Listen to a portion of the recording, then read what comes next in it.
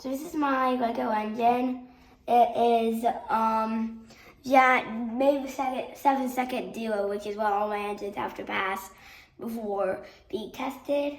So this time you will see how fast it goes. Okay. It actually vibrates.